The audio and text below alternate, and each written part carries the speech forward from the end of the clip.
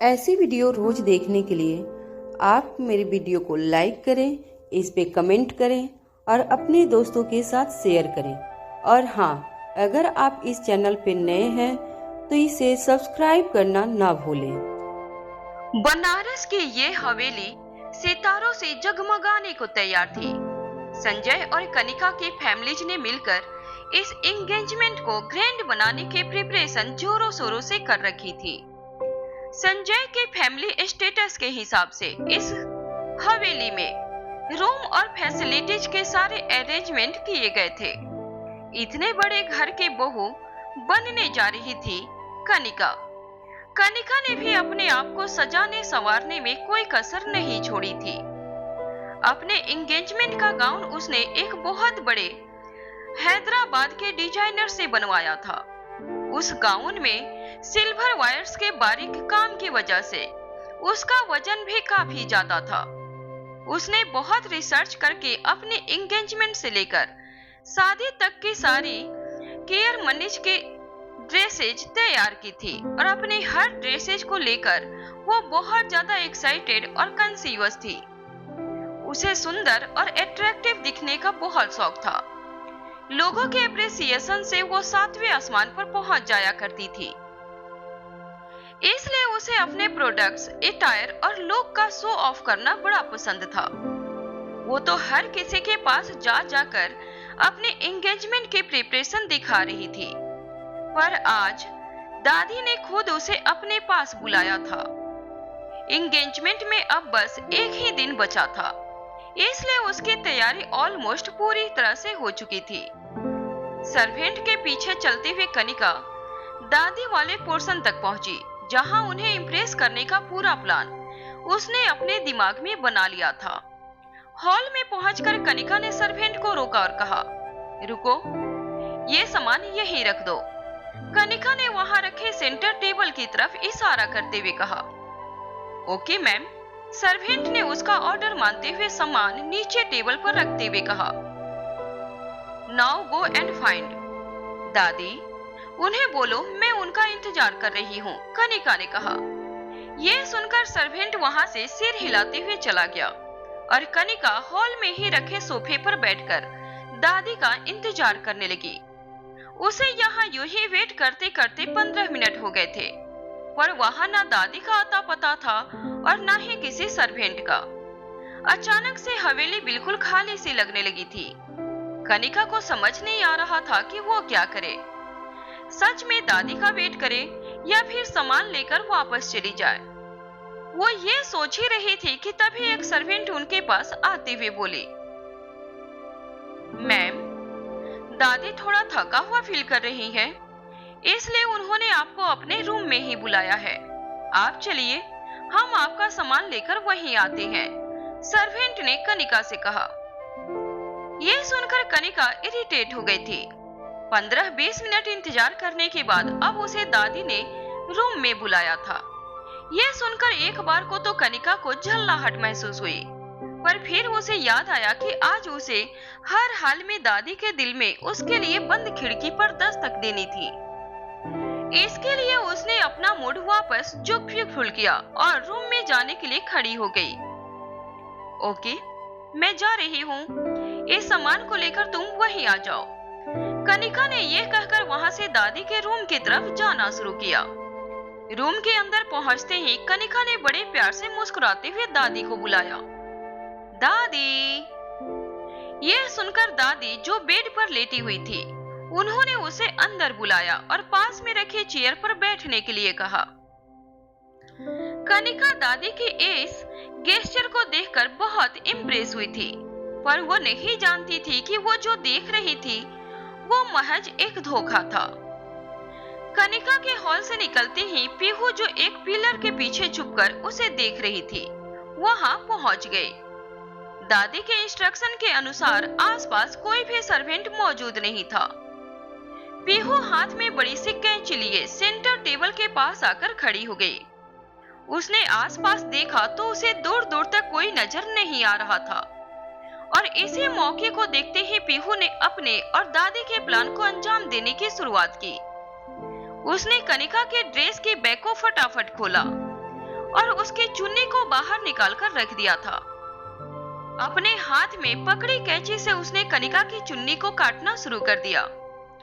वो ये हरकत करते हुए मन ही मन सोच रही थी, और लड़ो मेरी बड़ी से, अब मजा आएगा जब फटी हुई चुन्नी पहनोगे आप। जब देखो तब बड़ी को परेशान करते रहते हो। वो नहीं बोलती तो क्या हुआ, मैं हूं तो उनकी तरफ से मैं आपको सबक सिखाऊंगी। खुद से ही बात करते हुए पीहू ने बड़ी स्मार्टली कनिका की पूरी चुन्नी काट दी थी और फिर उसे वहीं छोड़कर आराम से वो सोफे पर बैठ गई। उसे ये सोचकर बड़ा मजा आ रहा था कि दादी इससे कितनी खुश होने वाली थी। आखिरकार कल रात जब नेहा बाथरूम में थी, उस वक्त ही तो दोनों ने मिलकर यह शैतानी प्लान बनाया था। यहाँ दादी ने कनिका को अपनी मनगढ़ंत बातों में उलझा कर रखा था।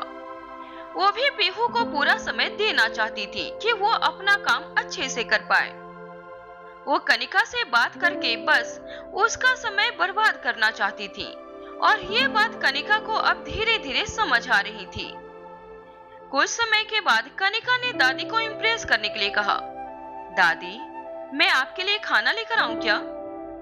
ना, तू तो बस अपनी सगाई की तैयारी कर, खाना तो मैं नेहा के साथ खा लूंगी। दादी का जवाब सुनकर कनिका बहुत चिढ़ गई थी। अपने गुस्से और एक्सप्रेशन को वो दादी के सामने तो नहीं दिखा सकती थी, इसलिए वो मन ही मन सोच रही थी, एक तो मेरा इतना टाइम वेस्ट किया, ऊपर से खाना भी नेहा के साथ ही खाना है, तो मुझे यहाँ बस बैठाने के लिए बुलाया था क्या? ओफो, मुझे पता होता कि इस बुढ़िया को इम्प्रेस करना इतना मुश्किल है तो मैं यहाँ आती ही नहीं। इतनी देर में तो मैं अपना स्किन केयर रूटीन कर लेती। ठीक है दादी, अब मैं चलती हूँ, मुझे पार्लर वाली से मिलना है।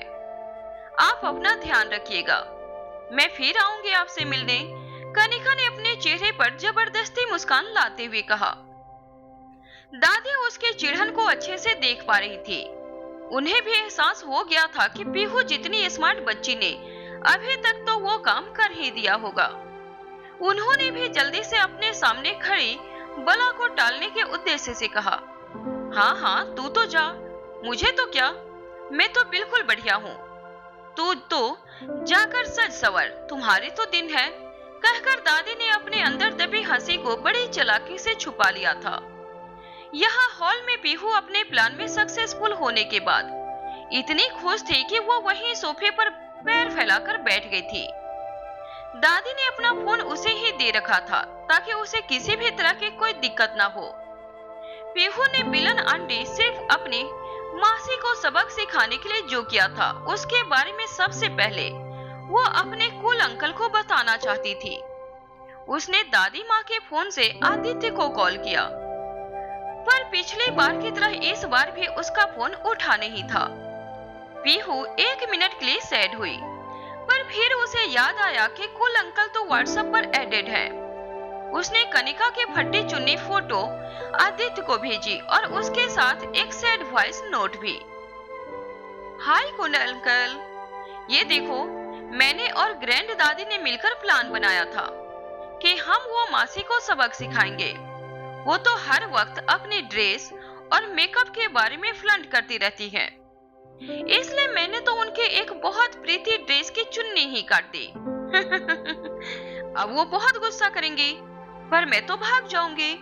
आप जल्दी आ जाओ यहाँ पर, फिर हम मिलकर उन्हें और वो खड़ूस अंकल को परेशान करेंगे। पीहू अपना वॉइस नोट बंद करने ही वाली थी कि तभी एक हाथ आया और उसने पीहू के हाथ से मोबाइल छीनते हुए कहा, यू बस्टर्ड। पीहू को पता ही नहीं था कि उसके वॉइस नोट में वो आखिरी शब्द कनिका की आवाज में रिकॉर्ड होकर कूल अंकल को सेंड हो गया था। पीहू ने अपने हाथ से फोन छीनते हुए देखकर घबराते हुए नजरें ऊपर की तो वहां कनिका खड़ी थी। उसकी आंखों में गुस्सा भरा हुआ था और होंठ कँप-कँपा रहे थे। उसने पीहू का हाथ पकड़कर उसे अपने सामने खड़ा किया और चिल्लाते हुए कहा, how dare you, what kind of a child you are, destructive and mannerless. Pihu के हाथ में कैंची और अपनी कटी हुई चुन्नी को देखकर कनिका सब समझ चुकी थी कि पीहू ने यहाँ क्या करामात की थी। अपनी इम्पोर्टेंट और एक्सपेंसिव ड्रेस की चुन्नी को इस तरह कटा हुआ देखकर कनिका का गुस्सा अब उसके कंट्रोल में नहीं था। पीहू को तो पहली नजर से ही वो पसंद नहीं करती थी, पर आज जो उसने किया था उसके लिए कनिका उसको छोड़ने वाली नहीं थी। इतनी छोटी सी हो और हरकतें इतनी बड़ी बड़ी। हाँ, किससे पूछ के तुमने मेरा इतना महंगे ड्रेस को हाथ लगाया? बोलो। कनिका ने पीहू के छोटे छोटे हाथों को पकड़कर उन्हें हिलाते हुए गुस्से में कहा। उसे लग रहा था कि उसकी इतनी तेज आवाज और गुस्सा सुनकर पीहू शायद सहम जाएगी, पर ऐसा हुआ नहीं। पीहू ने स्लोली अपना हाथ उसके हाथ से छुड़ाया और सोफे पर चढ़कर खड़ी हो गई। अब वो कनिका की हाइट के बराबर पहुंच गई थी और बहस करने के लिए एकदम तैयार थी। मैनरलेस दूसरों को वो नहीं बोलते जिनमें खुद मैनर्स नहीं होते। आप कितनी बड़ी विलन हो मासी, आपको बताया कभी किसी ने? हर समय बड़ी को परेशान करने चली आती हो। आप जैसे विलन को तो परेशान ही करना पड़ेगा ना। पीहू ने अपनी प्यारी आवाज में पूरे जोर से गुस्सा भरते हुए कहा। यू। कनिका ने उसको शांत करते हुए कहा। What you? आपको तो मुझे थैंक्स बोलना चाहिए। मैंने तो बस आपकी चुन्नी ही काटी है, मेरा तो मन पूरी ड्रेस काटने का था। पीहू ने कनिका की आंखों में आंखें डालकर कहा। एक 5 साल की बच्ची अपनी माँ के लिए जिस तरह से कनिका से लड़ रही थी, कनिका को खुद पर भी इस पर भरोसा नहीं हो रहा था। कनिका ने आज तक न जाने कितनी चालाकियां की थी, बहुत सी चालें चली थी, पर उसने कभी नहीं सोचा था कि एक दिन एक 5 साल की बच्ची उसके नाक में दम कर देगी। बदतमीज, तुमने जितनी महंगी ड्रेस काटी है वो तुम्हारी बड़ी तो इस जन्म में कभी खरीद नहीं पाएगी। पता भी है तुम्हें कितने की थी वो ड्रेस? उतने नंबर भी आते हैं क्या तुम्हें? You stupid kid. कनिका को पीहू की हरकत से अब और गुस्सा आ रहा था। उसके इतना सुनाने के बाद भी वो अपनी ही अकड़ में कनिका के सामने खड़ी थी। ना पीहू की आंखों में जरा भी डर था और ना ही उसकी आवाज में कोई हिचकिचाहट थी।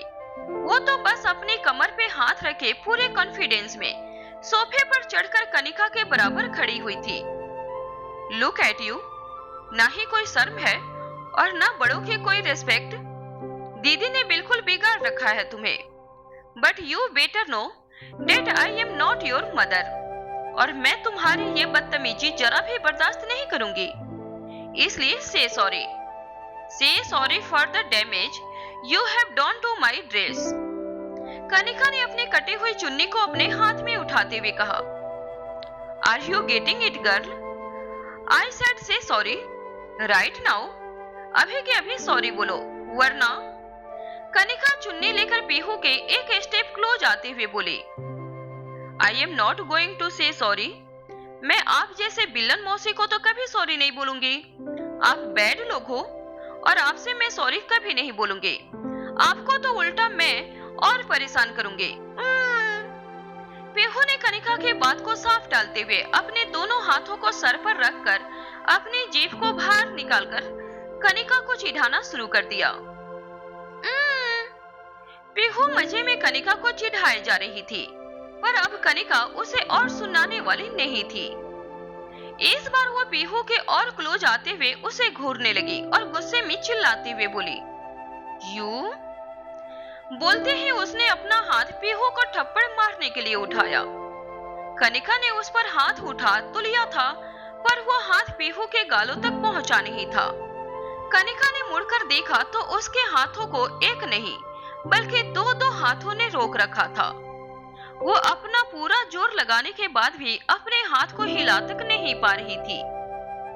कनिका को महसूस हुआ कि उसके हाथों को एक नहीं बल्कि 2 हाथों ने रोका था। वो कुछ कह पाती कि तभी पीहू उन्हें देखकर चिल्लाई। कूल अंकल और बड़ी याओ। पीहू के लिए आज उसके दोनों दोस्त साथ में आ गए थे। वो मन ही मन खुश हो रही थी कि उसके दोनों फेवरेट इंसान एक साथ उसे बचाने वहां पहुंच गए थे। उसकी आवाज में इतनी एक्साइटमेंट सुनकर कनिका और चिढ़ रही थी। कनिका का हाथ नेहा और आदित्य दोनों ने एक साथ नीचे किया, जिसके बाद नेहा ने उसके करीब आते हुए कहा, हिम्मत कैसे हुई तुम्हारी? हाँ? उसके बात पूरी होने से पहले ही आदित्य ने भी अपना गुस्सा जाहिर करते हुए कनिका से कहा, हाउ डेयर यू? तुम्हें इतनी भी समझ नहीं है कि एक छोटी सी बच्चे के साथ बिहेव कैसे करना चाहिए? हाँ? कनिका ने नेहा और आदित्य दोनों का गुस्सा एक साथ देखते हुए अपना हाथ डर के मारे थोड़ा पीछे कर लिया था। उसे आदित्य के एयरपोर्ट वाली धमकी अभी भी याद थी। मेरी बच्ची को हाथ लगाने की हिम्मत कैसे हुई तुम्हारी? मैं जरा सा बाहर क्या गई कि तुमने पीहू को थप्पड़ मारने की सोच ली? कनिका को रोकते वक्त नेहा का चेहरा गुस्से से लाल हो चुका था और अपनी बेटी के ऊपर हाथ उठता देख इस बार वो अपना आपा खो चुकी थी। अरे दीदी, आपको पता नहीं है कि इसने क्या किया है? कनिका ने अपनी ड्रेस की चुन्नी उठाई और नेहा को दिखाते हुए कहा, ये देखो दीदी, ये इसने क्या कर दिया। मेरी इतनी एक्सपेंसिव और इम्पोर्टेंट ड्रेस का दुपट्टा इसने अपने हाथों से काट दिया। कल ही मेरी सगाई है और मेरी ड्रेस? कहकर कनिका घड़ियाली आंसू बहाकर नेहा और आदित्य के सामने भोले बनने का नाटक करने लगी। वो जानती थी कि दोनों के लिए ही पीहू कितनी इम्पोर्टेंट थी, इसलिए वो जानबूझ के पीहू की गलती को बड़ा करके दिखाना चाहती थी ताकि उस पर उंगली ना उठे। Shut up, just shut up. वो एक 5 साल की छोटी बच्ची है, उसकी कितनी समझ होगी? हाँ? She is just a kind, but you, are you an adult? उसने जो कुछ भी किया हो, जो भी गलती की हो, you can slap her. Do you understand? Aditya ने आग बबूला होते हुए कनिका से कहा। नेहा मन ही मन आदित्य के इस एफर्ट को एप्रिसिएट कर रही थी, पर इस वक्त उसका पूरा ध्यान कनिका की बेहुदा हरकत पर था। एंड क्या कहा तुमने? एक्सपेंसिव? सीरियसली? कितने की है ये ड्रेस? मैं देता हूँ तुम्हें उतने पैसे, बताओ। आदित्य ने 1 मिनट में कनिका की साड़ी अकड़ निकाल दी थी। नहीं, वो मैं तो बस ऐसे ही। कनिका ने लड़खड़ाती हुई आवाज में सफाई देने की कोशिश की, पर इस बार उसे नेहा ने रोक लिया। एनफ, एनफ कनिका, अपनी इस गलती को जस्टिफाई करने की कोशिश मत करो। तुम इतनी बड़ी हो और एक बच्ची से लड़ रही हो। अरे थोड़ी तो शर्म करो। हैव सम मैच्योरिटी, नेहा ने कनिका से कहा। इस पूरे नजारे में अगर सबसे ज्यादा कोई खुश था तो वो थी पीहू। उसका दिल तो जोर जोर से उछल रहा था। भले ही वो प्लान में पकड़ी गई थी, पर इसी प्लान के सहारे कम से कम उसके कूल अंकल और बड़ी आज साथ तो खड़े थे। वो मन ही मन खुद से बातें किए जा रही थी। अब मजा आएगा जब बड़ी और कूल अंकल मिलकर विलन मासी को मजा चखाएंगे। थैंक यू गॉड, बड़ी और कूल अंकल को साथ लाने के लिए। अब मेरा साइड लेते लेते हो सकता है कि वो एक दूसरे के भी साइड आ जाए। अगर उनकी फ्रेंडशिप हो गई ना, तो कूल अंकल 2 दिन के लिए मेरे पापा बनने के लिए मान जाएंगे और फिर तो बड़ी को भी कोई प्रॉब्लम नहीं होगी। अच्छा हुआ इस वक्त नानू और उनके साथ वाली आंटी नहीं है, शॉपिंग पर गए हैं। अगर वो होते तो शायद विलन मासी का साइड लेते और फिर और भी ज्यादा तमाशा होता।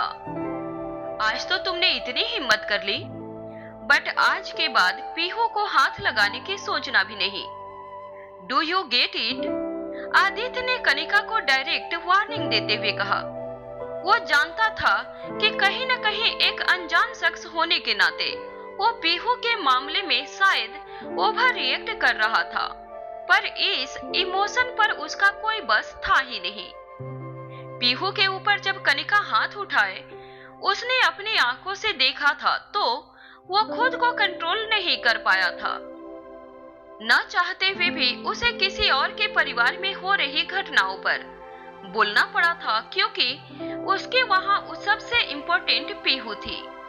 पीहू ने कल जब उसे आने के लिए रिक्वेस्ट की थी, तब से ही वो उससे मिलने के लिए बेचैन हो रहा था।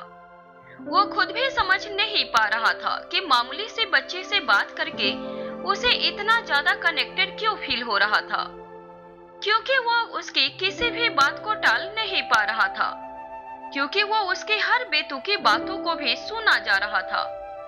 पर इस वक्त उसने किसी तरह अपने मन को समझा लिया था।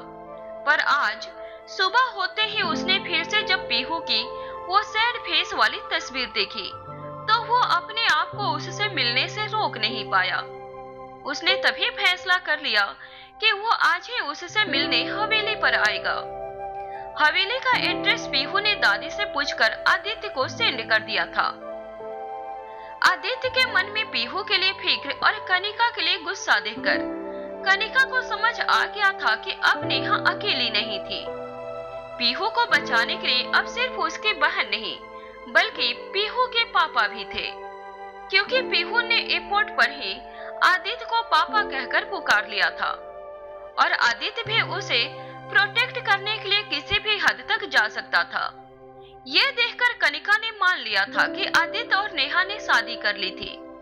अपनी बहन और उसके हस्बैंड का गुस्सा झेलने की हिम्मत कनिका में बिल्कुल नहीं थी, इसलिए उसने बड़ी चालाकी से इस सिचुएशन से बचने की कोशिश शुरू कर दी।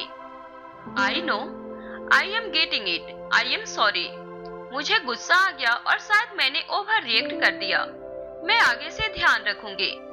कनिका ने सतीर्था से बेचारी बनने का नाटक किया और अपनी गलती को मानते हुए इस बहस को यही खत्म करने की कोशिश की। You better do that. Neha ने एक बार फिर से कनिका को वार्निंग दी और पीहू से भी सॉरी कहने को कहा। पीहू ने भी कनिका को सॉरी कह दिया और फिर नेहा ने कनिका को उसका सारा सामान, कपड़े और गहने दे दिए। उसे वहां से जाने के लिए कह दिया, लेकिन कनिका अपना सामान वहीं छोड़कर चली गई थी, जिसे वो सर्वेंट के हाथों में बाद में मंगवाएगी। उसे सबसे ज्यादा चिंता इस बात की थी कि कल के एंगेजमेंट में अब वो कौन सी ड्रेस पहनेगी। यही सोचते हुए वो तुरंत वहां से निकल गई ताकि वो जल्द से जल्द अपने डिजाइनर से बात कर सके। वो वहां से चली जरूर गई थी, पर खुद के बेइज्जती का बदला लेना उसे अच्छे से याद था। इतनी आसानी से वो अपनी बहन और उसके पति को नहीं छोड़ने वाली थी, इसलिए उसने फैसला किया था कि वो सबसे पहले इस घटना के बारे में अपने पापा से बताएगी। वो जानती थी कि उनके गुस्से की आग में ये नेहा की शादी वाली खबर घी का काम करेगी। वहां कनिका के जाते ही नेहा ने पीहू को गले लगाते हुए कहा, क्यों करती हो तुम इतनी शैतानियां? हाँ, क्या जरूरत थी उसका दुपट्टा काटने की? तुम भी ना। नेहा ने थोड़ा इमोशनल होते हुए पीहू को समझाया। वो जानती थी कि पीहू शैतान थी, पर उसके किसी भी शैतानी के लिए कोई उस पर हाथ उठा दे, ये उसको हरगिज बर्दाश्त नहीं था। बचपन से ही वो बहुत लाड से पली बड़ी थी। नेहा ने हमेशा से एक दोस्त की तरह उसकी परवरिश की थी। उसने तो आज तक ऊंची आवाज में भी उससे बात नहीं की थी, और आज किसी ने उस पर हाथ उठा दिया था। वो नहीं चाहती थी कि इस इंसिडेंट का उसके मेंटल हेल्थ पर जरा भी फर्क पड़े। कहीं न कहीं उसे डर भी था कि उसकी गैर हाजिरी में पता नहीं पीहू कितनी सुरक्षित रह पाएगी। अरे, इसका जवाब तो ग्रैंड दादी देंगी ना? हाँ, मैं अभी उनको बुला कर लाती हूँ। उन्हें कूल अंकल से भी तो मिलवाना है। कहकर पीहू ने नेहा को गाल पर किस किया और सोफे से जंप करके वो सीधा दादी को बुलाने के लिए भाग गई। वो भी जानती थी कि बड़ी के सवालों को आंसर करना बहुत मुश्किल होने वाला था, इसलिए उसने भी ग्रैंड दादी का बहाना लेकर वहां से निकलना सही समझा। इसी बहाने उसे कूल अंकल को भी उससे मिलवाना था। पीहू। नेहा उसे रोकने के लिए उसे आवाज देती रही, पर पीहू उसके बिना सुने वहां से भाग गई थी। उसके जाते ही नेहा जैसे ही आदित्य को थैंक्स बोलने के लिए उसकी तरफ मुड़ी, आदित्य उसे ही देख रहा था। Seriously? Are you her mother? I doubt. तुम कैसे एक माँ बन गई? तुमसे एक छोटी सी 5 साल की बच्ची नहीं संभल रही। तुम्हें पता भी है how unsafe she was here. Where here you? तुम उसे उस औरत के भरोसे छोड़कर कैसे चली गई? अगर उसे वो थप्पड़ पड़ जाता तो? आदित्य ने नेहा के ऊपर कई सारे सवाल उठा दिए। वो पीहू के लिए जितना प्रोटेक्टिव था, उसके चलते उसने उसकी माँ की लापरवाही को जिम्मेदार ठहराना शुरू किया। ओए हेलो, मैं तो तुम्हें थैंक्स कहने वाली थी, पर तुम्हारा तो एटीट्यूड ही खत्म नहीं होता। नेहा ने आदित्य के टोन से चिढ़ते हुए कहा। मेरा एटीट्यूड? मेरे अंदर एटीट्यूड है क्या? तुमने खुद को देखा है कभी? अरे अगर कुछ सीखा नहीं सकती पीहू को, तो उससे ही कुछ सीख लो तुम। What an intelligent and smart girl she is, and look at you, such a disorganized and arrogant person you are. Aditya ने नेहा को सुनाते हुए कहा। ओए हेलो, माइंड योर टंग। जब इतनी ही प्रॉब्लम है मुझसे, तो क्यों बार बार मेरे सामने टपक जाते हो? Don't you have any other work? पता नहीं पीहू को क्या नजर आता है तुम्हारे अंदर, जो तुम्हें एक ही बार में वो इतना पसंद करने लगी। पर अब हो गया। I can't take it more. तुम आए हो, तुमने हेल्प की, उसके लिए thank you. Now you can leave. Neha ने उसे बाहर का रास्ता दिखाते हुए कहा। तुम जानती नहीं हो कि तुम किससे काम के बारे में बात कर रही हो। काम तो मुझे इतना है कि तुम्हारे जैसे लोगों से मैं बिना अपॉइंटमेंट मिले भी ना मिलूं। तो इसलिए इस गलत फहमी में तो कभी मत रहना कि मैं बार बार तुम्हारे सामने आना चाहता हूँ। मैंने जो कुछ भी किया है वो सिर्फ और सिर्फ पीहू के लिए किया है। तुम उसमें कहीं भी नहीं हो। You get it? तुमने तो जो मेरे साथ बिहेव किया है वो मुझे अच्छे से याद है, और उसके लिए मैं तुम्हें छोड़ूंगा नहीं। बट अनफॉर्चुनेटली वो प्यारी सी बच्ची तुम्हारी बेटी है, और मैं उसके सामने कुछ तमाशा नहीं करना चाहता। आदित्य ने नेहा की सभी बातों का करारा जवाब उसके मुंह पर दे दिया। I don't think so. अगर इतना ही काम है तो प्लीज यहाँ से जाओ और अपना काम करो। Now leave. नेहा ने उसे एक बार फिर से वहां से निकल जाने के लिए कहा। इस बार आदित्य बिना एक भी सेकंड वेट किए वहां से निकलना चाहता था। Good bye, you will mannered, कहकर आदित्य वहां से मुड़ गया कि तभी उसके कानों में प्यारी सी आवाज जोर से आई। Cool uncle, wait.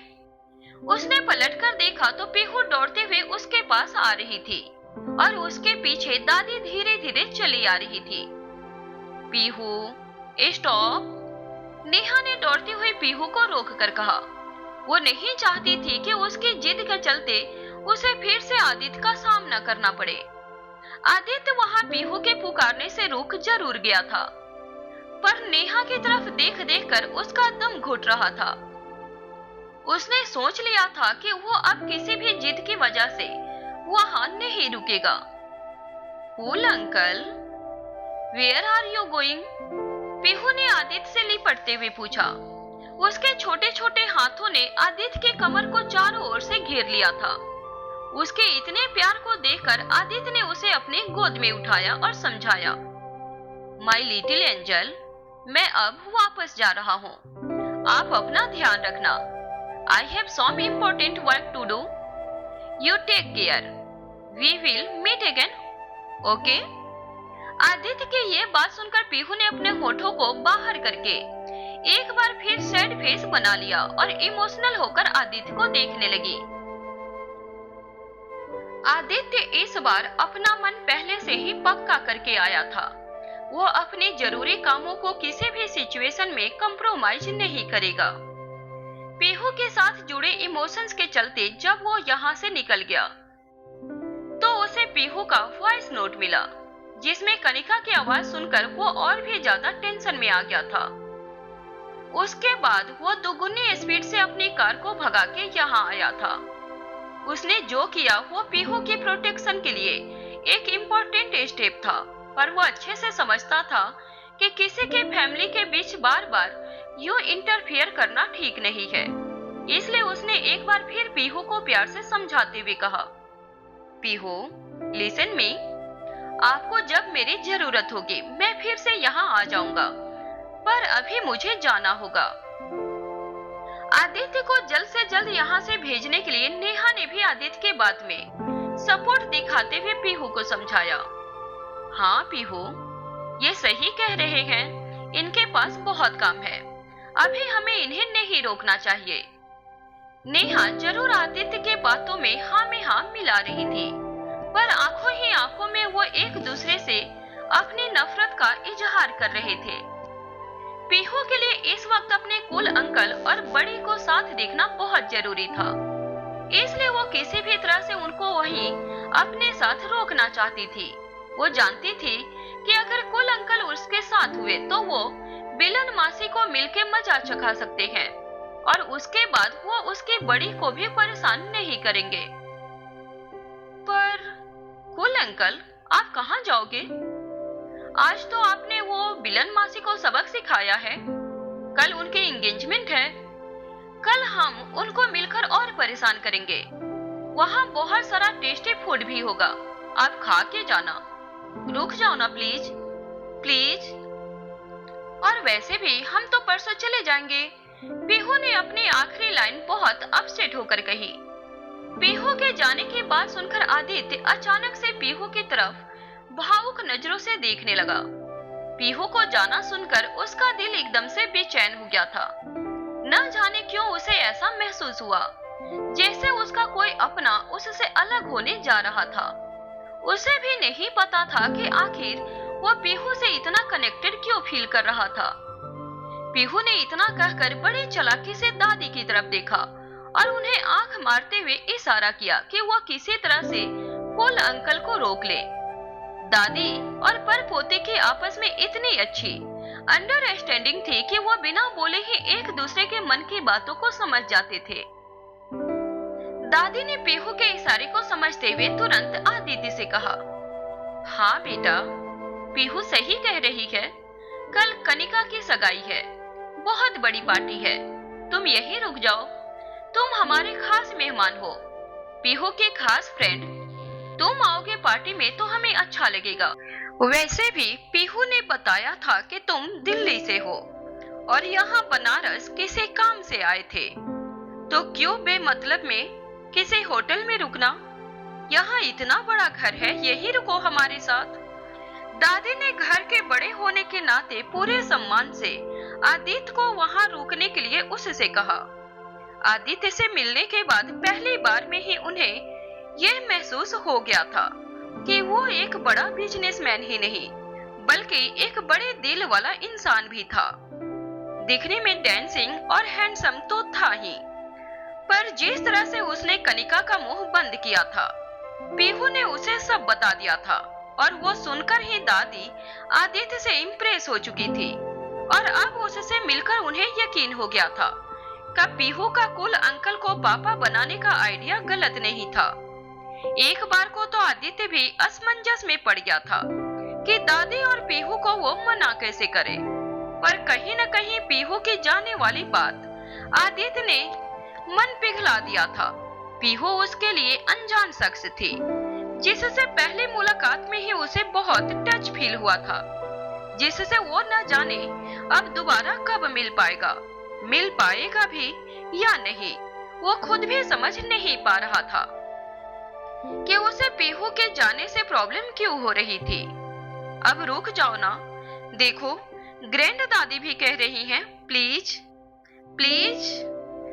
जहां पीहू दादी को सपोर्ट करने के लिए आदित्य से रिक्वेस्ट कर रही थी, वहीं नेहा दादी को गुस्से भरी नजरों से देख रही थी। उसे ये हरगिज अच्छा नहीं लग रहा था कि दादी पीहू की बचकानी हरकतों में उसका साथ दे रही थी। दादी आप भी ना, नेहा ने इरिटेट होकर दादी से कहा, जिस पर उन्होंने उसे इशारे से मनाते हुए शांत रहने के लिए कहा। ठीक है, मैं रुक जाता हूँ, पर सिर्फ कल तक, और कोई शैतानी नहीं पीहू, आदित्य ने पीहू से कहा। आदित्य के हाँ सुनकर जहाँ दादी और पीहू खुशी से फूले नहीं समा रहे थे, वहीं नेहा ने गुस्से का ठिकाना नहीं था। या थैंक यू, हम बहुत फन करेंगे, मजा आएगा ना। पीहू ने खुशी के मारे नेहा और आदित्य को एक साथ गले लगा लिया। उसने सोफे पर खड़े होकर नेहा और आदित्य दोनों को एक साथ हग किया। दोनों के बीच पीहू का छोटा सा गोल चेहरा था और उसके हाथ दोनों के कंधों पर। ऐसा लग रहा था जैसे कुछ पलों के लिए तीनों एक फ्रेम में समा गए थे। आदित्य ने उसके पीठ पर टैप करते हुए कहा, यस एंजल, बट सिर्फ कल तक। हाँ बोलो। यस, पिंकी प्रॉमिस, कहकर पीहू ने अपनी स्मॉल फिंगर आदित्य के आगे कर दी, जिस पर अपनी फिंगर फंसाकर आदित्य ने उसका साथ दिया। उन दोनों को यूं साथ देखकर दादी को बहुत खुशी हुई थी, मगर नेहा ये बिल्कुल टॉलरेट नहीं कर पा रही थी कि जिसने उसको इतना सुनाया, उसके मदरहुड, उसके परवरिश पर सवाल किए। वो अब इसी घर में उसके साथ रुकने वाला था। इसके चलते वो गुस्से में वहां से पैर पटकते हुए अपने रूम में चली गई। यहाँ कनिका गुस्से में अपने रूम में वापस लौट चुकी थी। उसके दिमाग में अभी भी वो सीन चल रहा था जिसमें नेहा और आदित्य ने उसकी इंसल्ट की थी। सब कुछ बताने के लिए उसने संजय को कॉल किया, पर क्योंकि वो अपने पेरेंट्स को एयरपोर्ट से पिक करने के लिए गया था, वो कनिका से इस वक्त बात नहीं कर पाया।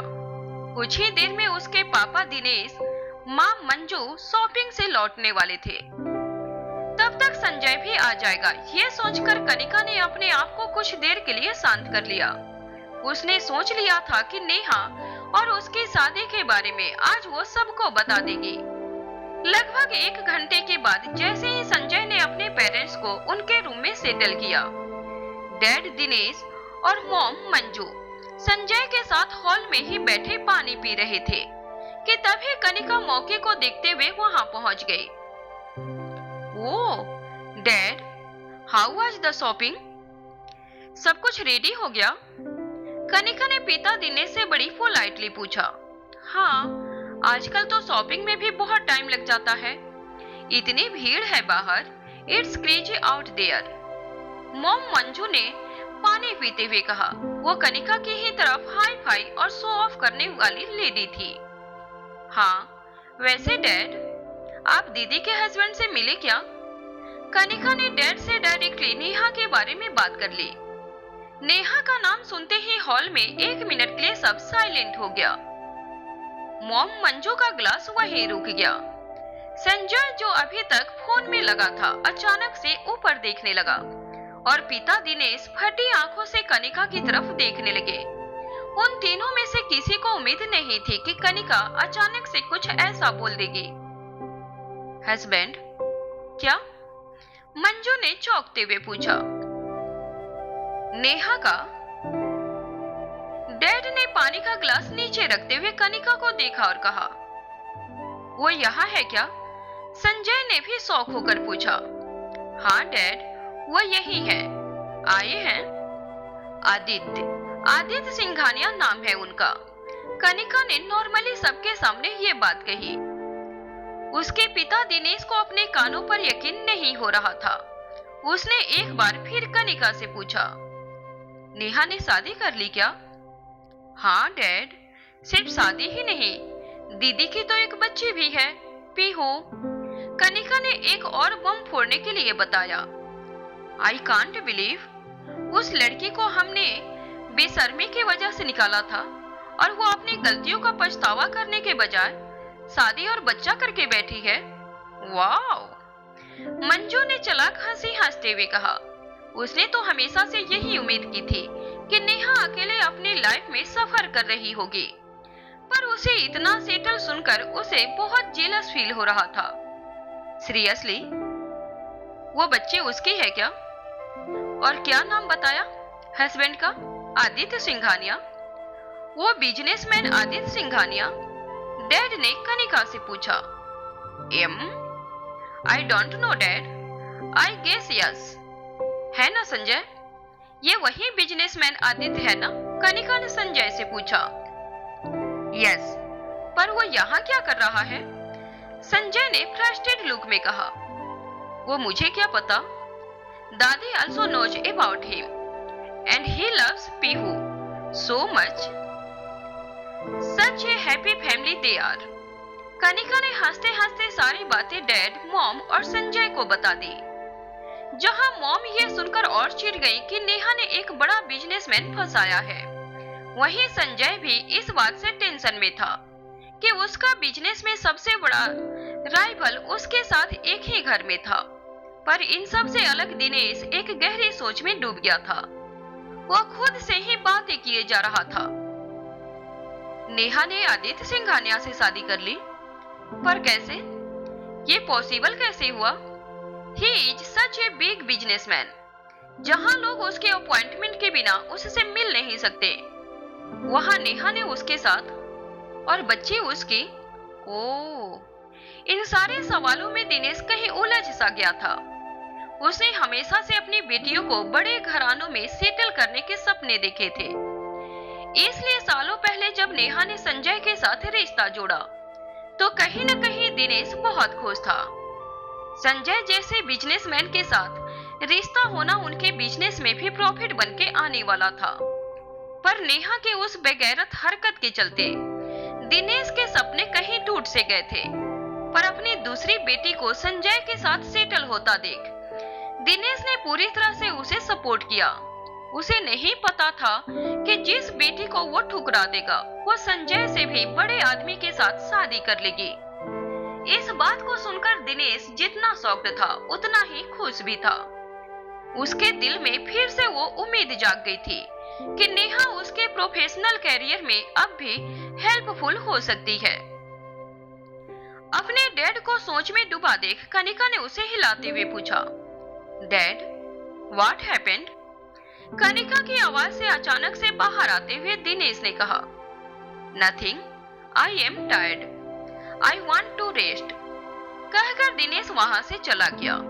वो इस वक्त अपने इस फीलिंग्स को किसी के सामने जाहिर नहीं करना चाहता था। उन्हें शांति से जाता हुआ देख कनिका बहुत डिसअपॉइंट हो चुकी थी। उसने सोचा था कि नेहा की शादी की खबर सुनकर डैड चीखेंगे, चिल्लाएंगे और नेहा से मिलकर उसे सबक सिखाएंगे, पर ऐसा कुछ नहीं हुआ था। हद है, ये लड़की जब जब हमारी लाइफ में आती है कुछ न कुछ टेंशन ही लाती है।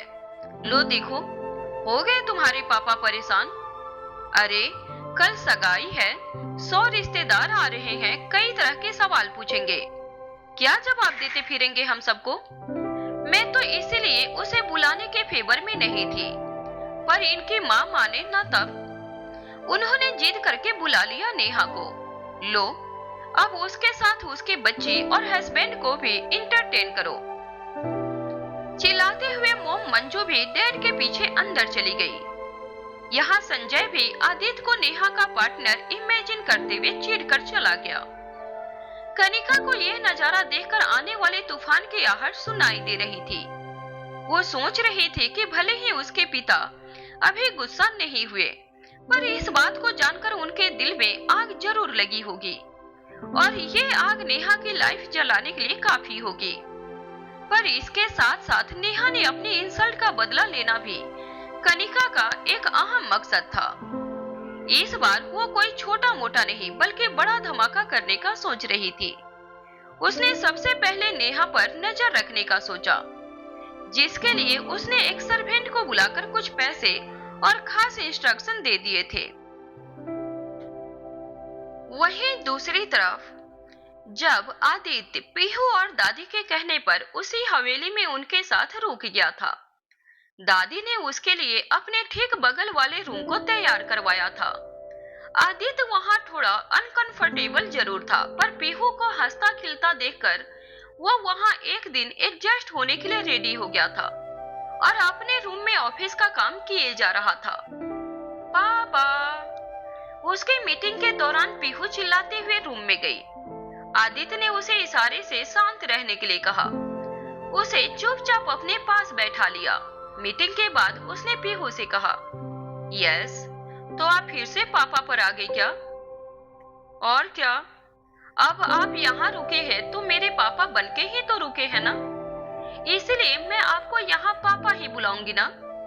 और ये सीक्रेट किसी को पता नहीं चलना चाहिए कि आप मेरे पापा नहीं हो। पीहू ने खुशी खुशी आदित्य के गले में हाथ डालते हुए ये बात कही। हाँ, ओके, अंडरस्टैंड, जैसा आप कहे मैम। हाँ, अच्छा पीहू, मैंने अपने हेल्पर से कुछ कपड़े मंगवाए थे, वो बाहर आ गया है, किसी को भेज के वो मंगवा दूंगी क्या? I need to bath and change. Aditya ने पोलाइटली पीहू से रिक्वेस्ट करते हुए कहा। यस, क्यों नहीं, मैं अभी भिजवाती हूँ, कहकर पीहू फटाफट बाहर की तरफ भाग गई। उसने ये बात सीधा दादी से जाकर बताई ताकि वो किसी सर्वेंट को भेजकर आदित्य के कपड़े मंगवा सके। दादी को जैसे ही पता चला, उन्होंने तुरंत एक सर्वेंट को गेट पर भेजा और आदित्य का सामान मंगवा लिया। ग्रैंड दादी, कूल अंकल तो यहाँ रुक गए हैं, पर अगर बड़ी को और वो ऐसे ही एक दूसरे से लड़ते रहे तो उनकी फ्रेंडशिप ही नहीं हो पाएगी, और अगर ऐसा नहीं हुआ तो सबको पता चल जाएगा ना, फिर तो अपना पूरा गेम फ्लॉप हो जाएगा। पीहू ने दादी से अपनी चिंता जताते हुए कहा। दादी जानती थी कि पीहू सही कह रही है, कहीं न कहीं वो भी चाहती थी कि नेहा और आदित्य की दोस्ती हो जाए, पर जिस तरह से दोनों टॉम एंड जेरी की तरह लड़ते थे, उन्हें समझ नहीं आ रहा था कि यह मुमकिन कैसे होगा। थोड़ी देर दिमागी मशक्कत करने के बाद दादी को आइडिया आ गया और उन्होंने पीहू से कहा, इधर आ, और पीहू को पास बुलाकर उसके कानों में कहा, एक काम करते हैं, कूल अंकल ने तुमसे हेल्प मांगी है, तो वो हेल्प बड़ी को करने दे। कपड़े बड़े को बोल, वो लेकर जाए रूम में। जब दोनों एक दूसरे से मिलेंगे ना, तो हो सकता है कोई कुछ बात करे। दादी ने पीहू से अपना आइडिया शेयर किया। पीहू उनका आइडिया सुन तो रही थी, पर उसे अपनी बड़ी का रूम में जाना मुश्किल ही नहीं, नामुमकिन सा लग रहा था। वो जानती थी कि उसकी बड़ी तो कूल अंकल को देखना भी पसंद नहीं करती थी। ओफो, पर बड़ी को मैं बोलूंगी तो वो मुझे तो डांट पड़ जाएगी ना। आप बोलो ना, आपकी बात तो वो मान भी लेंगी। पीहू ने दादी को समझाया। दोनों ने खूब देर की बातचीत के बाद ये डिसाइड किया कि दादी ही नेहा को आदित्य के रूम में भेजेंगे। कुछ देर के बाद जब पीहू वहां से निकल गई तो दादी ने नेहा को अपने पास बुलाया। सुन बेटी, ये आदित्य के कुछ कपड़े हैं, उसे चाहिए थे तो उसे जाकर दे दे। दादी ने बिल्कुल सीधे तरीके से बिना हिचकिचाहट के नेहा से कहा। पर नेहा ये सुनकर दादी को शौक होकर देखने लगी। उसने नहीं सोचा था कि दादी उससे ये करने को कहेंगी। दादी, इस काम के लिए आपको मैं ही मिली क्या? नेहा ने उन्हें चौंकते हुए देखकर कहा। हाँ, तो कोई और दिख रहा है तुझे यहाँ क्या? और मैं किसको बोलूं? दादी ने नेहा को डांटते हुए कहा। अरे पर मैं... नेहा ने आसपास देखा तो सच में उसे कोई और नहीं दिख रहा था। वो अचानक से ब्लैंक हो गई थी और उसे समझ नहीं आ रहा था कि बाकी लोग चले कहाँ गए थे। देख, कोई दिखा नहीं ना? सारे सर्वेंट्स वहां गार्डन में प्रिपरेशन में लगे हैं। आधे तो वो कनिका के ही आसपास घूम रहे हैं। पीहू का तो तुझे पता ही है, एक पल यहाँ बैठती है तो अगले पल गायब हो जाती है। पैर टिकते थोड़ी हैं उस लड़की के, और मेरे पैरों का दर्द तो तू जानती ही है। अब बता, है कोई और यहाँ पर जिससे मैं बोलूं? दादी ने नेहा को आदित्य के कमरे भेजने का पूरा प्लान सेट कर रखा था। अपनी कहानियों के जाल में वो नेहा को इस कदर फंसाना चाहती थी कि उसके पास कोई रास्ता ही न रहे। अरे पर दादी के इतने रीजंस देने के बाद भी नेहा का दिल नहीं मान रहा था आदित्य के रूम में जाने का। पर कुछ नहीं, अब ज्यादा टाइम मत वेस्ट कर, वो बेचारा लड़का कब से वेट कर रहा है। दादी ने नेहा से कहा और बेड पर लेट गई। नेहा ने अपनी तरफ से सारी कोशिश कर ली थी, पर अब उसके पास जाने के अलावा और कोई चारा नहीं था। उसने खराब सा फेस बनाते हुए आदित्य के कपड़ों का बैग उठाया और मुंह लटका के वहां से जाने लगी। उसके रूम से बाहर निकलते ही पीहू जो वहीं बाहर छुपी हुई थी, भाग के दादी के पास आ गई। ओह वाह दादी, यू आर ग्रेट, आपने बड़ी को सच में भेज दिया। पीहू और दादी ने आपस में ताली मारकर अपने प्लान को अंजाम देने की खुशी मनाई। यहाँ नेहा के लिए बड़ी अकवर्ड सिचुएशन हो गई थी। जिस लड़के से वो पहली मुलाकात से ही लड़ रही थी, जिसे वो बिल्कुल भी देखना पसंद नहीं करती थी, उसी के कपड़े को उसे लेकर जाना पड़ रहा था। वो लगातार यही प्रे कर रही थी कि काश वो किसी मीटिंग में हो या फिर बाथरूम में, ताकि नेहा और उसका आमना सामना ना हो। वो मन ही मन सोच रही थी कि कैसे उसे बस इस बैग को बेड पर रख के जल्दी से वहां से निकलना है। ये सब सोचते सोचते जैसे ही वो आदित्य के रूम के बाहर पहुंची, तो उसने देखा कि रूम तो खुला था। उसने नॉक किया पर वहां कोई आया नहीं। उसने धीरे से दरवाजे को पीछे की तरफ फूस किया, तो रूम में कोई नजर नहीं आ रहा था। नेहा ने सोचा ये अच्छा मौका है, बैग रखकर तुरंत वहां से निकला जा सकता है। उसने जैसे ही बेड के पास पहुंचकर बैग को बेड पर रखा, पीछे से बाथरूम का दरवाजा खुलने की आवाज आई। इस आवाज को सुनते ही नेहा कुछ रिएक्ट करती कि तभी आवाज आई, यू, तुम यहाँ क्या कर रही हो? नेहा की पीठ देखकर आदित्य ने उस पर चिल्लाते हुए कहा, तुम नॉर्मली बात नहीं कर सकते हो क्या? हर वक्त चिल्लाते रहते हो। नेहा ने पीछे पलटते हुए कहा, पर जैसे उसने आदित्य को देखा वो तुरंत वापस घूम गई। Oh shit. आदित्य जस्ट नहाकर एक टॉवेल में बाथरूम से बाहर आया था। उसके गीले बालों और हॉट बॉडी पर पानी की बूंदें बहती हुई साफ साफ नजर आ रही थी। उसे इस तरह बिना कपड़ों के देखकर नेहा ने झट से अपनी आंखों को बंद कर लिया और अपनी पीठ आदित्य की तरफ घुमा ली। तुमने बताया क्यों नहीं कि तुमने कपड़े नहीं पहने हैं? बदतमीज के साथ बेशर्म भी हो गए हो क्या तुम? नेहा ने आदित्य पर आंख बंद करके चिल्लाते हुए कहा, ओए madam, have you lost it और व्हाट? कपड़े तुम ही लेकर आई हो ना अभी? तो तुम्हें सोचना चाहिए ना कि मैंने कपड़े पहने होंगे या नहीं। जानबूझकर तुम मुझे देखना चाहती थी तो बात अलग है। आदित्य ने नेहा को सुनाते हुए फिर से एक बार उसके कैरेक्टर पर सवाल उठाते हुए कहा, वैसे भी तुम्हारी जैसी कई लड़कियां मेरे आसपास घूमती हैं, मुझे एक झलक देखने के लिए, तो I don't mind you if you also want to see me.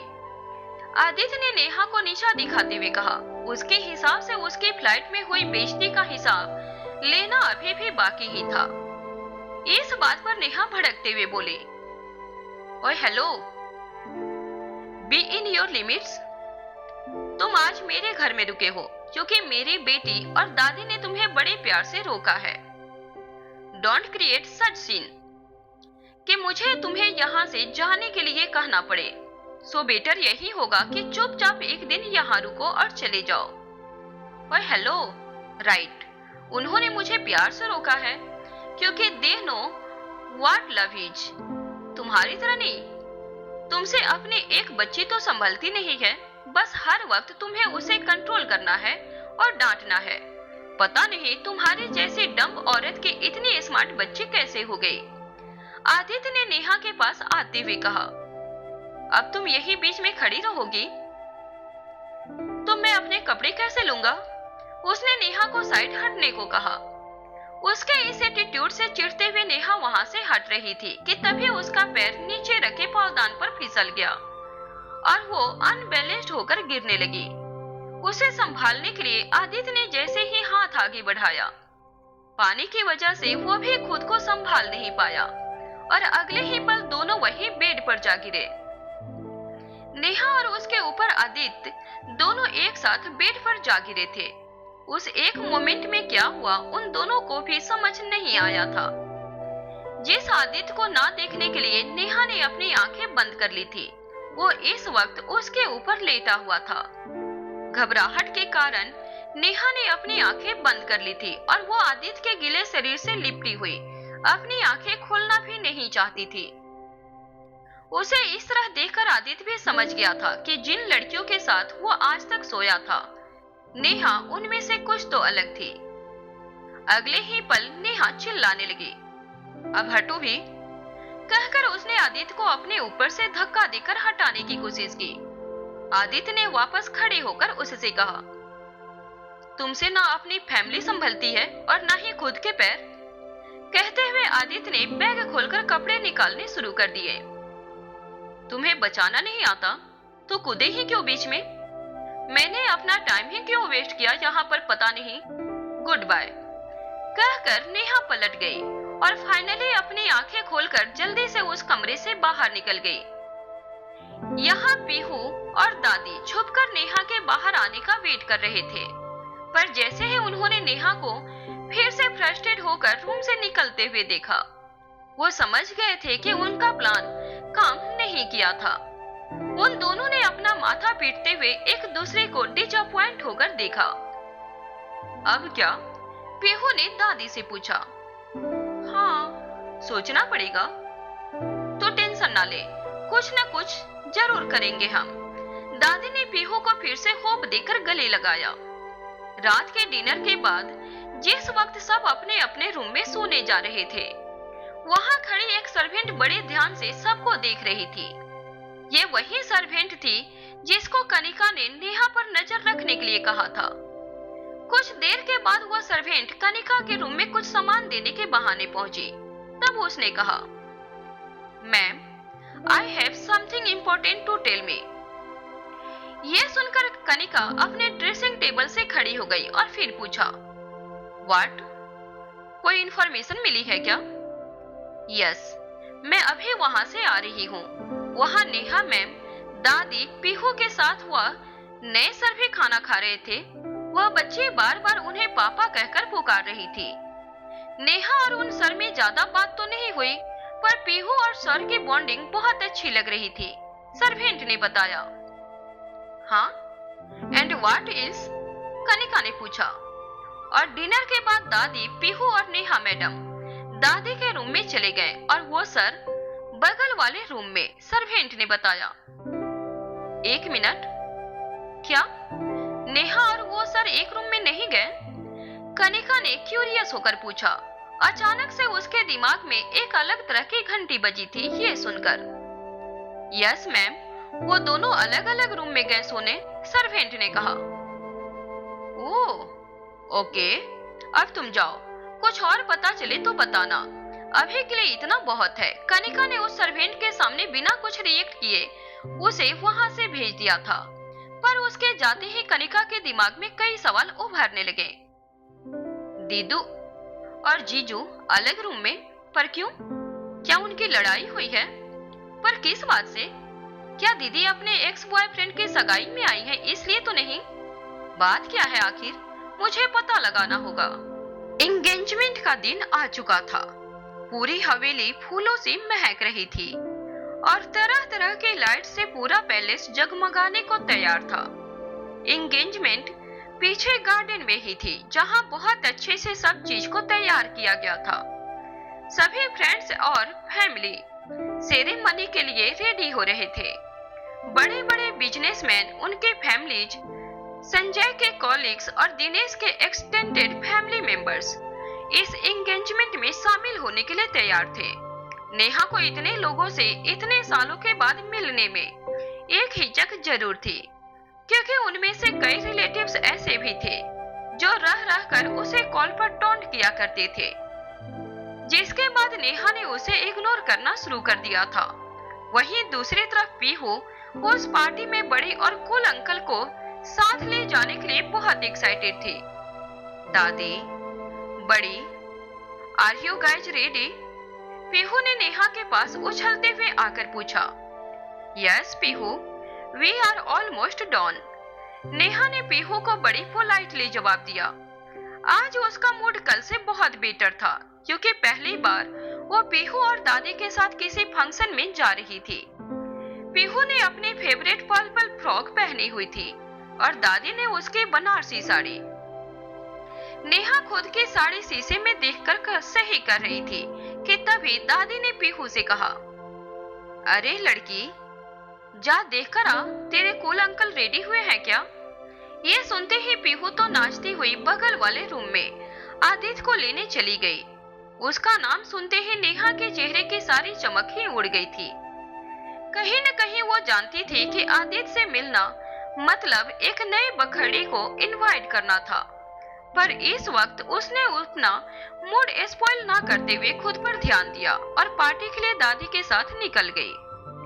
Garden में मौजूद लगभग सभी लोग हाई फाई तरीके से तैयार होकर आए थे।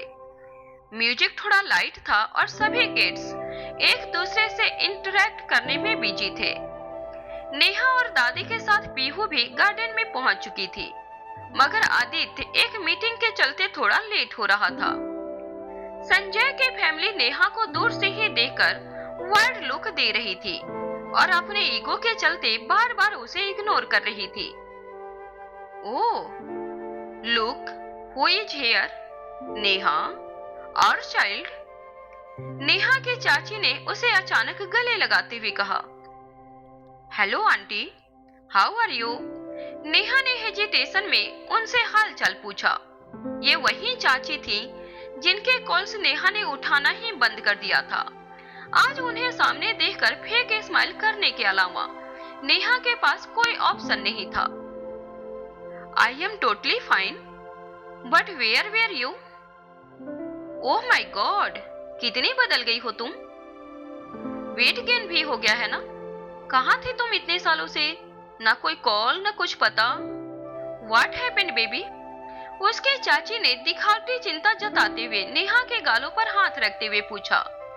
वो बात तो उससे कर रही थी, मगर उनका पूरा ध्यान दादी के पास खड़ी पीहू पर था। उन्हें फैमिली गॉसिप में पता तो चल गया था कि पीहू नेहा की ही बेटी थी, मगर वह जानबूझ के नेहा से सवाल करके उसे इम्प्रेस करना चाहती थी। इस काम में वह अकेली नहीं थी, उनके साथ नेहा की सौतेली माँ मंजू की कुछ फ्रेंड्स भी नेहा के पास आ गई थी।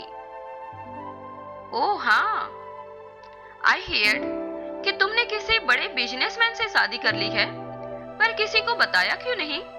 हम सब भी खुश ही होते तुम्हारी खुशी में। मंजू की फ्रेंड मानसी आंटी ने कहा था। नेहा इन बेतुकी बातों से इरिटेट जरूर हो रही थी, पर वो इसके लिए पहले से तैयार भी थी। आंटी, नेहा इन सवालों का जवाब देती कि तभी पीहू नेहा की चाची के सामने आ गई और मुस्कुराते हुए बोली। ओ चाची नानी, वो सब तो ठीक है, पर आपने मेरे बारे में नहीं सुना क्या? मैं बताती हूँ। I am Pihu, बड़ीज daughter. इतनी छोटी सी बच्ची को अपना इंट्रोडक्शन इतना कॉन्फिडेंटली देते हुए देखकर चाची और मंजू के फ्रेंड्स आपस में एक दूसरे को देखने लगी। ये नजारा दादी देखकर समझ गई थी कि अब नेहा को उस लेडी से किसी भी स्टूपिड क्वेश्चन को आंसर नहीं करना पड़ेगा। पीहू जो आ गई थी उनके सामने, वो मन ही मन अपनी हंसी को दबाए बगल वाली चेयर पर बैठी थी। Pihu, let me talk. Neha ने पीहू का हाथ पकड़ते हुए कहा और उसे शांत रहने का इशारा किया। बड़ी, आप तो सबसे मिले हुए हो, मुझे भी तो मिलने दो। पीहू ने नेहा को पीछे मुड़कर आंख मारते हुए कहा। उसका इशारा देखकर नेहा समझ चुकी थी कि पीहू उन आंटीज के सवालों का मुंह तोड़ जवाब देने के लिए तैयार थी। अच्छा, तो ये है तुम्हारी बच्ची? हाँ, इम्प्रेसिव, वेरी कॉन्फिडेंट। चाची ने पीहू के एटीट्यूड से चिढ़ते हुए कहा। उनके चेहरे पर मुस्कान जरूर थी, पर उनकी जजमेंटल आंखें बार बार नेहा और पीहू को देखकर उनके मन की कड़वाहट को साफ साफ दिख रही थी। हेलो बेटा, यू आर क्यूट। बट शायद तुम अपनी मम्मी पर नहीं गई हो। याद है दादी, नेहा तो कितनी सीधी हुआ करती थी। लगता है तुम पर तुम्हारे पापा का असर है। चाची ने जानबूझकर दादी को देखते हुए पीहू के पापा का जिक्र उससे किया, ताकि वो भी नेहा के हस्बैंड से मिल सके, उसके बारे में और भी ज्यादा जान सके। पर वो नहीं जानती थी कि पीहू ने उन जैसे रिलेटिव्स के साथ डील करने के लिए पूरा इंतजाम कर रखा था। जहां पीहू पापा शब्द सुनकर अपने कुल अंकल के बारे में बताने के लिए उतावली हो रही थी, वहीं नेहा इस बात को जरा भी एंटरटेन नहीं करना चाहती थी।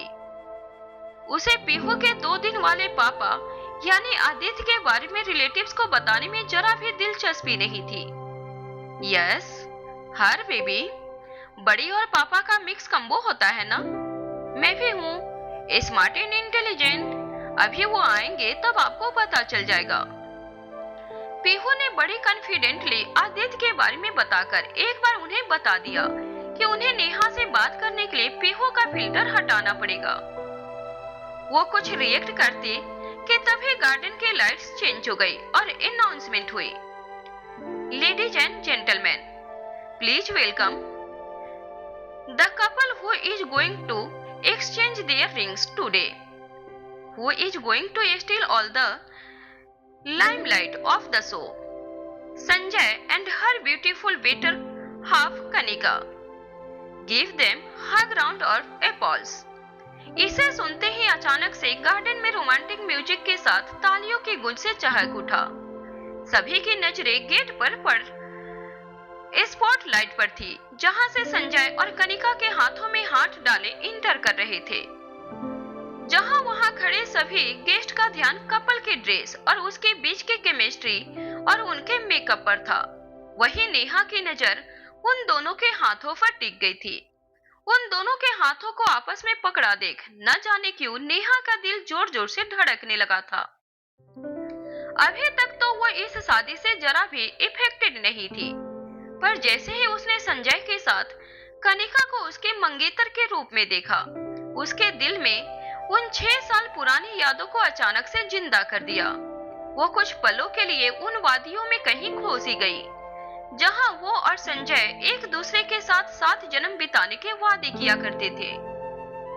संजय, जैसे ही मेरी जॉब फाइनल हो जाएगी, मैं पापा से अपनी शादी की बात करूंगी। बस गिव मी समथिंग। नेहा ने संजय के कंधे पर सर रखते हुए कहा। इन ऊंचे पहाड़ों और हरे भरे पेड़ों के बीच संजय और नेहा एक दूसरे के साथ क्वालिटी टाइम स्पेंड करने अक्सर वहां आया करते थे। संजय ने नेहा की बातें सुनकर नेहा के सर के ऊपर अपना सर टिका दिया और फिर कहा, don't worry baby, I am waiting for you. तुम अपने कैरियर पर ध्यान दो, मैं तो यही हूँ, मैं थोड़ी कहीं जा रहा हूँ। संजय ने यह कहते ही नेहा के होठों पर किस करते हुए उसे हग कर लिया। संजय से अक्सर इस तरह की बातें सुनकर नेहा को अच्छा लगता था और उसे ऐसा भी लगता था कि वो हर अच्छे बुरे वक्त में उसका साथ देगा। चाहे कुछ भी हो जाए, वो हमेशा उसका वेट करेगा। अचानक से म्यूजिक की आवाज सुनते ही नेहा अपने ख्यालों से बाहर आ गई और एहसास हुआ कि इतनी देर में संजय और कनिका स्टेज तक पहुंच चुके थे। जिन हाथों में हमेशा से नेहा ने अपने हाथों को देखा था, आज वहां कनिका खड़ी थी।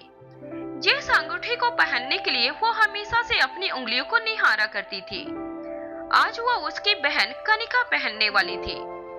नेहा इस तरह के तमाम ख्यालों में खोने से बार बार खुद को रोक रही थी, पर वो खुद से कह रही थी, नहीं, why are you thinking so much? मेरा इस बारे में सोचना बिल्कुल ठीक है। मैं कब का संजय को भुला चुकी हूँ और अब मेरी लाइफ में उसकी यादों की भी कोई जगह नहीं है। यहाँ स्टेज पर संजय और कनिका ने एक दूसरे को रिंग पहनाई, जिस पर पूरा पैलेस तालियों से गूंज उठा था। सभी लोग कपल को जाकर कंग्रेचुलेट कर रहे थे। जहाँ कनिका एक तरफ तो संजय के साथ स्टेज पर खड़े होकर खुद को किसी परी से कम नहीं समझ रही थी, पर वहीं उसका आधे से ज्यादा ध्यान इस पर था कि पार्टी में आदित्य नजर क्यों नहीं आ रहा था। कहाँ रह गए दीदी के हस्बैंड? आएंगे भी या नहीं? जब वो आएंगे तभी तो मजा आएगा। आज शाम की, पर ये रह कहाँ गए? कहीं सच में तो दीदी और उनके बीच कुछ आखिर मामला है क्या? कनिका ने मन ही मन कहा। वो खड़ी तो स्टेज पर थी, पर उसकी नजर गेट पर टिकी हुई थी। थोड़ी ही देर के बाद उसने देखा कि आदित्य कानों में ब्लूटूथ लगाए बातें करते हुए मेन गेट के अंदर आ रहा था। आदित्य टॉल तो था ही, साथ ही उसके फेयर कम्प्लेक्शन पर हल्के बियर्ड उसके लुक को और हॉट बना रही थी। उसके पर्सनैलिटी में एक अलग ऑरा था। जिस पर पार्टी में खड़े हर शख्स की नजरें ठहर सी गई थी। जहां पार्टी में मौजूद सारी लड़कियां सिर्फ आदित्य की एक झलक के लिए तरस रही थी, वहीं वहां खड़े सभी बिजनेसमैन के लिए आदित्य की प्रेजेंस किसी ब्लेसिंग से कम नहीं था। आदित्य कोई छोटा मोटा नहीं, बिजनेस सेक्टर में एक बड़ा नाम था। वो उम्र में भले वहां मौजूद कई सक्सेसफुल लोगों से छोटा था, बट उसके रिच एक्सपीरियंस ने ही आज उसको आदित्य सिंघानिया बनाया था। इनमें से कई तो ऐसे थे जिन्होंने कई बार उनका अपॉइंटमेंट लेना चाहा था, पर उसके बिजी शेड्यूल के चलते वो आज तक उससे मिल नहीं पाए थे। और आज इस पार्टी में उसे एज ए गेस्ट देखकर इन सभी लोगों की आंखें चमक उठी थी। आदित्य सिंघानिया यहाँ? नेहा के पिता दिनेश के खास फ्रेंड ने आदित्य की तरफ देखते हुए कहा। वो हमेशा से उसके आइडियाज और इंटेलिजेंस के दीवाने थे। धीरे धीरे कर एक के बाद एक लोग उसके पास उससे मिलने पहुंचने लगे। Hello sir, how are you? We are so blessed कि आज आप हमारे सामने हैं। हमने आपसे बहुत कुछ सीखा है। मेरे पास बिजनेस को लेकर कुछ आइडिया है जो मैं आपके साथ शेयर करना चाहता हूँ। वहां मौजूद एक गेस्ट ने मौके का फायदा उठाते हुए आदित्य से कहा। आदित्य ने अपनी मीटिंग खत्म करके अपने कानों से ब्लूटूथ निकाले और कहा, sorry mister, I don't know your name, पर ये एक प्रोफेशनल नहीं बल्कि पर्सनल स्पेस है। आपके जो भी आइडियाज हैं मैं ऑफिस में सुन लूंगा। सो आप मेरे पीए से अपॉइंटमेंट लेकर मुझसे मेरे ऑफिस में मिल लीजिएगा। Sure, thank you sir, guest ने कहा। जैसे ही आदित्य थोड़ा आगे बढ़ा, उससे कुछ और लोगों ने रोक लिया था। बड़ी मुश्किल से वो उन्हें संभाल रहा था, पर इन सबसे स्टेज पर मौजूद संजय को सबसे ज्यादा प्रॉब्लम हो रही थी।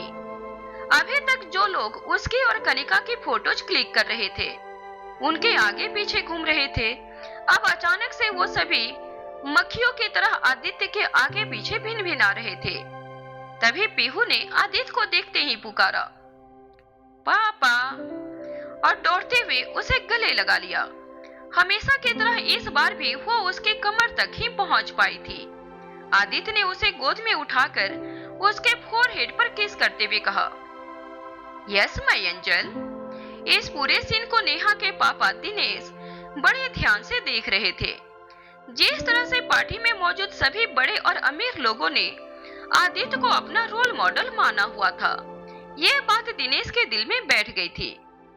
वो उसके और पीहू के बीच संबंधों को बड़े ध्यान से देख रहा था। आखिर क्या सोच रहा था दिनेश? क्या उसके मन में भी पीहू और आदित्य के रिश्ते को लेकर शक था, या फिर उसका अपना ही कोई मकसद था? जानने के लिए सुनते रहिए द रिटर्न।